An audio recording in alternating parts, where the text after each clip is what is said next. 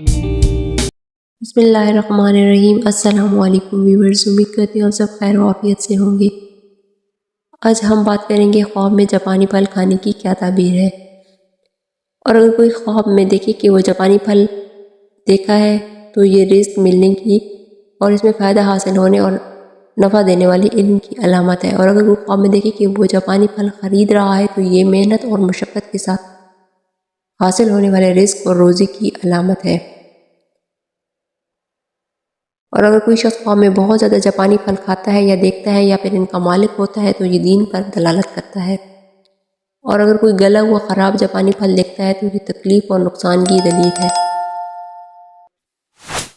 خواب میں اگر کوئی جاپانی پھل زیادہ باغ سے یا پودے سے توڑتا ہے تو یہ مال اور دولت جمع کرنے اور کاروبار وسیع ہونے اور عزت دار ہونے کی علامت ہے، اور اگر کوئی خواب میں پھل مرجھایا ہوا دیکھتا ہے تو یہ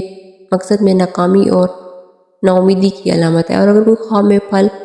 جاپانی پھل جو ہے پودے یا درخت سے توڑتا ہے یا دیکھتا ہے تو یہ دولت یا اختیار ملنے اور کاروبار میں ترقی حاصل ہونے کی علامت ہے۔ یہ تھی خواب میں جاپانی پھل دیکھنے کی تعبیر۔ تو ملتے ہیں نیکسٹ ویڈیو میں، تب تک کے لیے اللہ حافظ۔